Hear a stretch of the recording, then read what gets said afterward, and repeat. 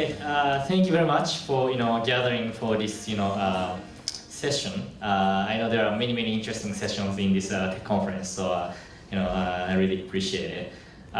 So my name is Takuya Kitagawa. I'm a Chief Data Officer of Rakuten Group, and today actually I wanted to describe briefly what we are thinking about what we're going to do in AI and why we think this is extremely exciting thing to do in Japan as well as across the world. And rather than actually presenting the solution to many problems we are solving, actually I want to challenge I want to actually share with you the very interesting challenges we are facing, and how we are thinking about approaching a problem. But of course, it's an unsolved problem. So hopefully as a society we can try to solve the problem together. So that's my aim. Okay, and I believe there are actually fireside chat after the session. So if you guys want to discuss this in more depth, I'm more than happy to discuss with all of you. So let me know. Okay, so when you talk about Rakuten AI strategy, what we start from is actually Rakuten's business strategy. Okay, so this is on one hand, this is pretty obvious choice, but not many people actually talk about this.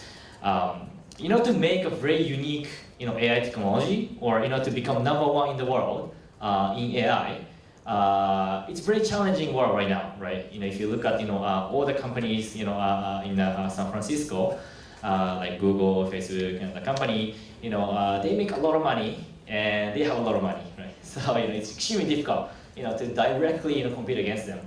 But if you're actually doing research and other things, you quickly notice, even if you cannot compete with them head on, you can always find very unique, problem to solve that you can become a #1 in the world.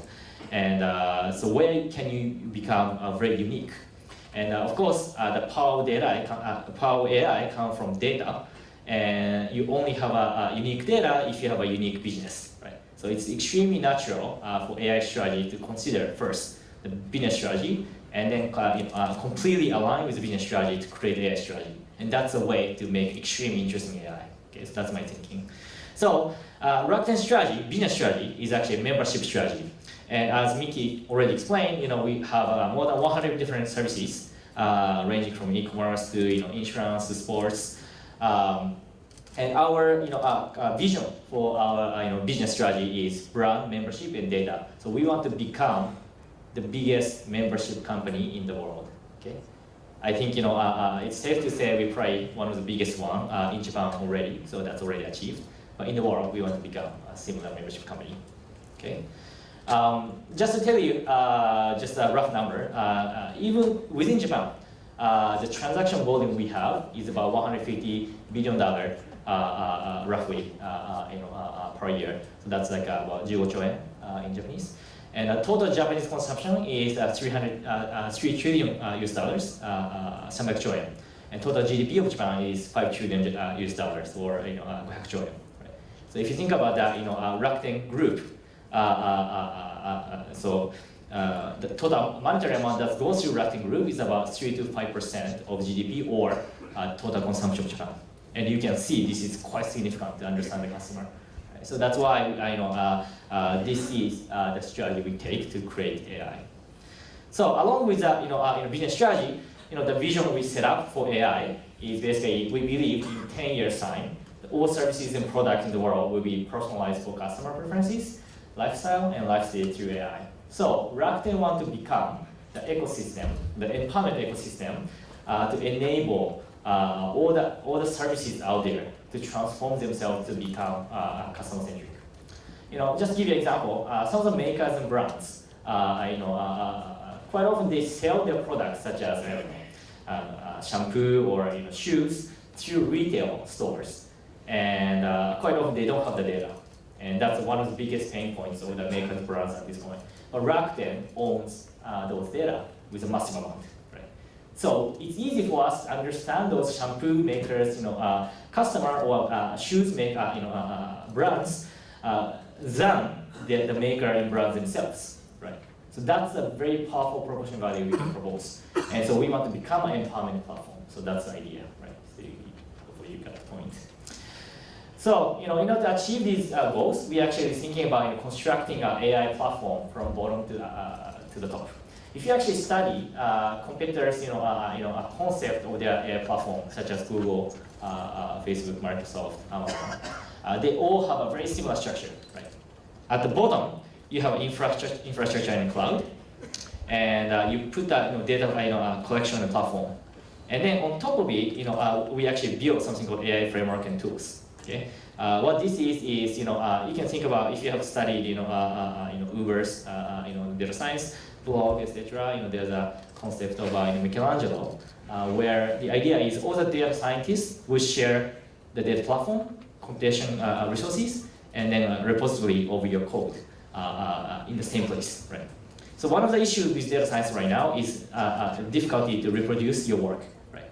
So let's say one data scientist said, oh, look, my algorithm achieved this and that, record and the F1 score of this number, but to share that information, that result and reproduce that result is significant effort because you don't share the data. For example, people create lots of feature engineering on the local desktop, and therefore you're not going to be able to actually reproduce that results. But if you put everything in a server and you share exactly the same data source, and you can even have access to their own self-created ETL data mart, it's one click. You can run your Python notebook and reproduce the results. So that's the idea. So we created, Shaker after my talk will cover how we are actually approaching building this entire data science platform to turn the knowledge into cumulative knowledge, right? So previously, all the knowledge that was being created in Rakuten group was very siloed. It was extremely difficult to share across the different group. Now, because everybody is trying to use the same platform, the knowledge is extremely easy to share, right? And it's actually become a science because you can make a progress toward a single direction. Okay? So it's like a renaissance of data science, right? Previously, it was like art.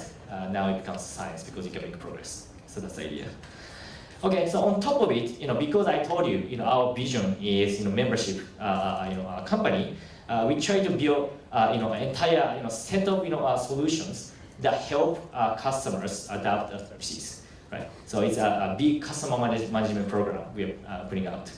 So acquisition customer, increase customer LTV, or retention to increase NPS, Net Promoter Score. But below that, usually there's a common understanding of the customer you need to build. And if you're doing AI, it's obvious choices. Natural language understanding, vision analysis, and then voice segments.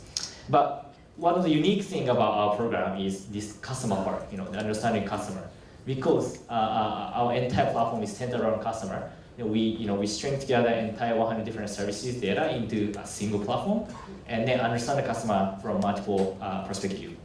That approach, because it's the reason natural language processing and vision program was developed so fast by Google and other companies is because there are so much massive amount of public data available and annotated. So it was pretty easy to actually put your hands on the data and develop a deep learning algorithm, right? But customer data will never be in such a state, right? So because of the privacy and other issues. So in terms of customer understanding, each company is bound to develop their own technology on their own, right? So that's the point. So understanding your customer can be a huge competitive advantage going forward in the world. So that's where we focus on, and that's where we kind of proud of ourselves that we actually making a significant progress compared to even the rest of top companies. Okay. Just to touch on the communication part, this is going to be even more important for us. So Mickey and Tarek already talked about mobile carrier business we're starting. It's going to be a challenge, but once we succeed in creating a mobile carrier business, such as NTT, KDDI, or SoftBank, we are going to own a huge amount of communication interface between your smartphone and the customer, right? And that's huge. Just think about it. What can you do to actually completely change the user experiences once you're in that state? So one of the bet we are making is voice control of the smartphone will become bigger. So we know at the current state, voice is not a very frequently used function in your smartphone. But already, including many home devices, there are many applications that are being used now, right? And the increased usage is getting increasing. And it's going to take a bit of education of the customer to actually get used to talking to the phone or something like this, right? So yes, this is going to be a kind of large bet, but we are thinking maybe 20% to 30% of the entire customer interaction with a device will be based on voice. If we could make the voice attractive enough technology, right? So we are actually investing significant amount of resources going forward to actually develop voice technology. So if you're interested in and we can do this because we are newcomer. We are a complete newcomer. We are trying to really provide an entirely different experience to the end customer, because unless otherwise our customers are not gonna use Rakuten network, right? So if you really like this idea and if you're excited, please do talk with us.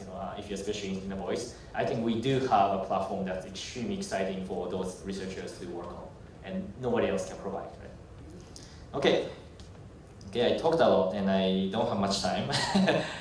So actually today I wanted to actually focus on the core science program, which is a focus of RIT and the rest of the company at this point. And as I said, we have a custom program, language program, voice program, vision program. The structure of our management is such that we actually set up these big program, and we actually set up a sub-program within each programs. And then we assign a person in charge who's going to take responsibility for leading the effort, and then drive it forward. And we actually keep track. We discuss the progress of each sub-program every week, every day. Okay, so that's how we do. So these are kind of topics I'm extremely excited about. But let me focus on only a few of them today. Especially interpretable AI for customer is extremely interesting.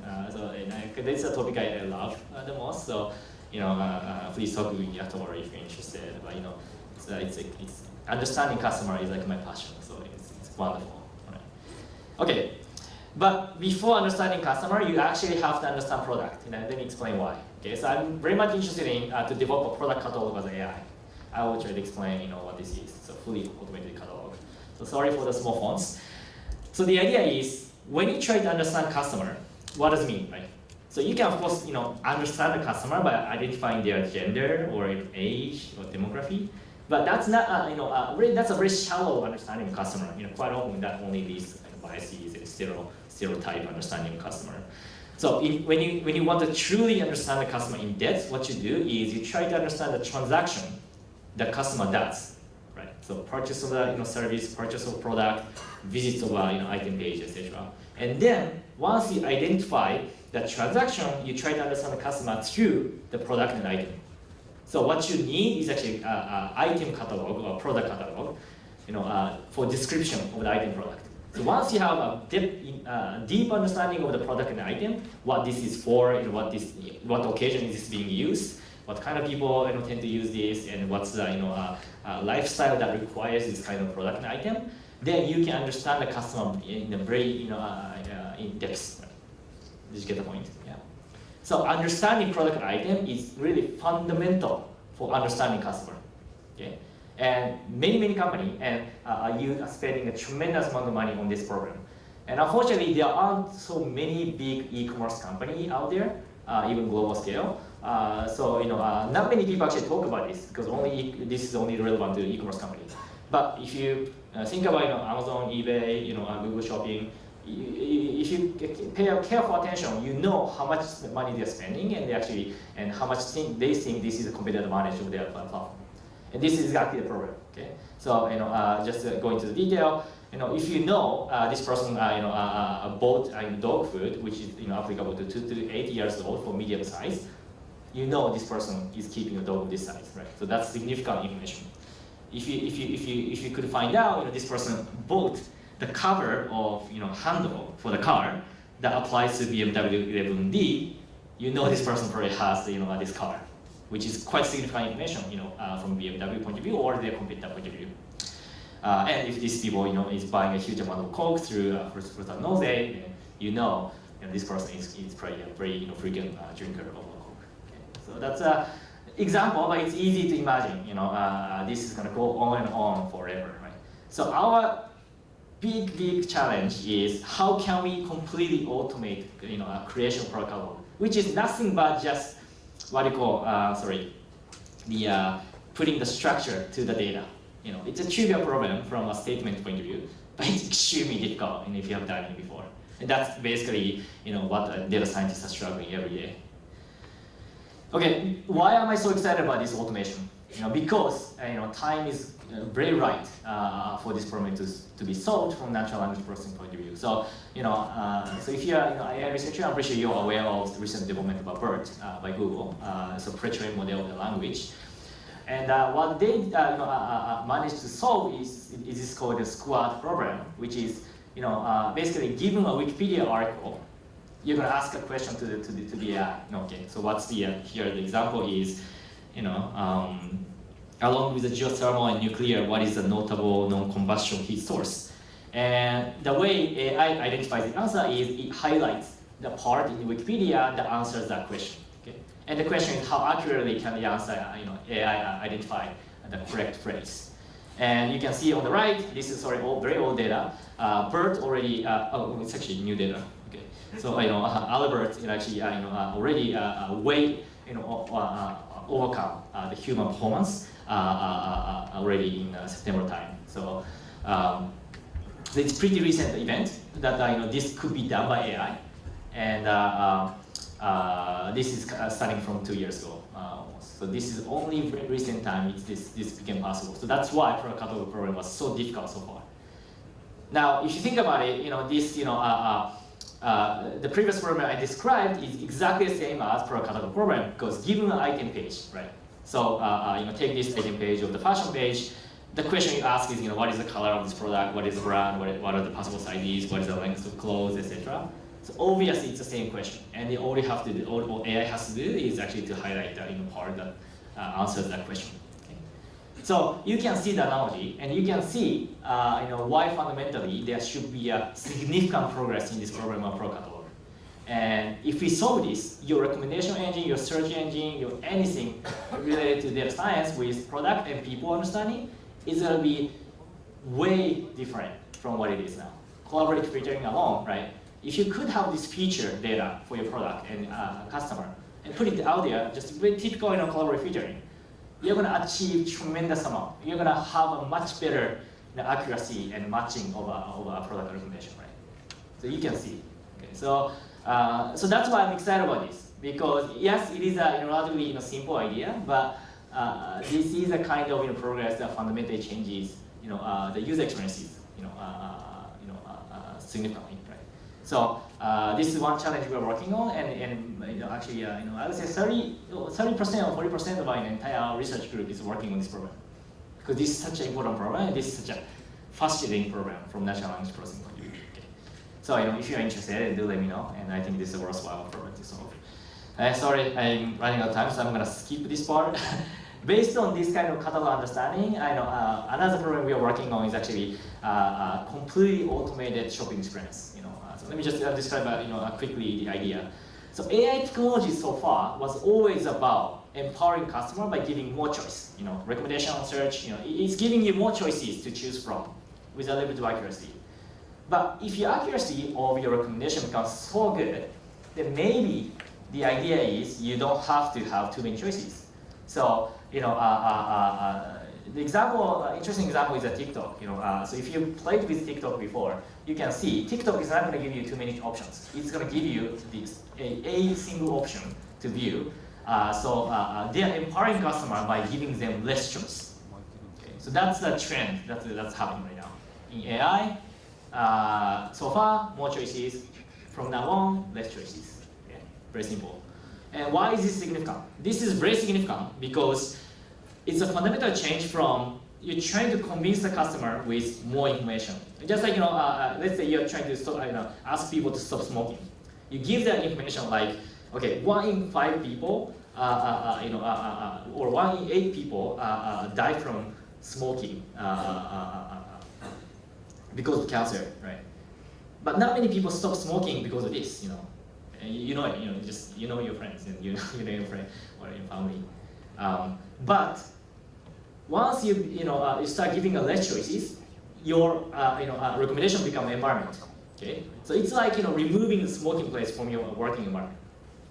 And lo and behold, people notice this is called environment nudge, and it works very well to reduce people's smoking habit. Okay, so environmental stimulus is much more influential than informational content. Okay, so that's why I think this is extremely big change in the AI industry, and this is a trend we really need to follow up, and that's why we think there's a chance that there could be an AI shopping that is completely fully automated, and also give you less choices and more choices. Okay, so we're thinking about this problem in this way, and we're trying to create possible solutions to it.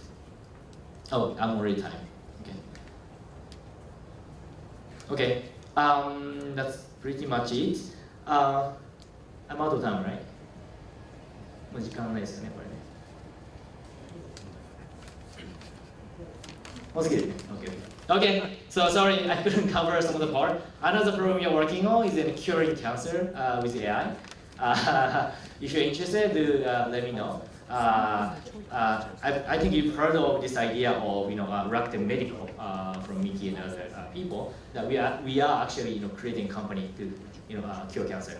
Now the idea is, can you apply AI to solve this problem? Actually, can you just play? Is it okay to play just video? Just give you the idea.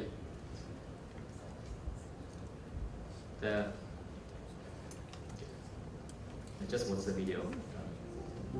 Photoimmunotherapy is an investigational new precision anti-cancer treatment platform under development by Rakuten Medical, consisting of tumor-targeting antibody conjugates that can be illuminated at the tumor site using non-thermal red light.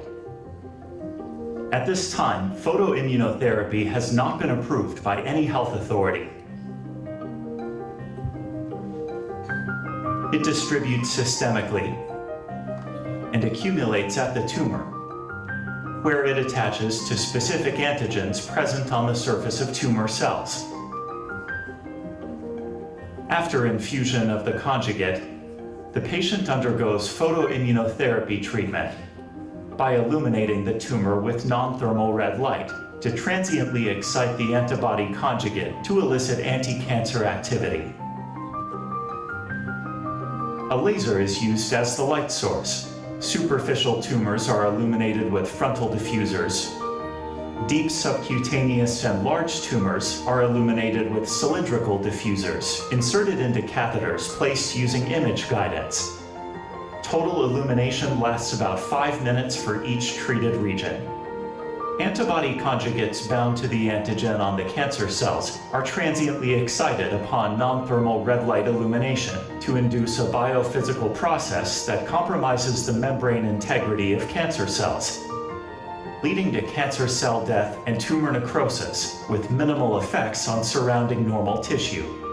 Moreover, this mechanism of action may activate immune cells, such as antigen-presenting cells and NK cells, and may stimulate tumor-specific cytotoxic T cells.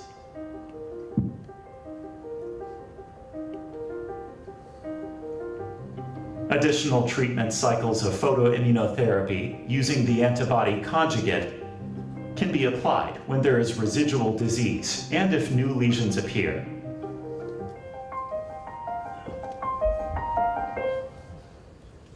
So basic idea is, basically we're trying to support, diagnosis part of this kind of immunotherapy, and see if we can, use AI to support, the diagnosis. Okay, so that's a major direction of our research. Okay, so if you're interested, then please talk with you more. And sorry, I'm running out of time. So thank you very much for listening. Thank you.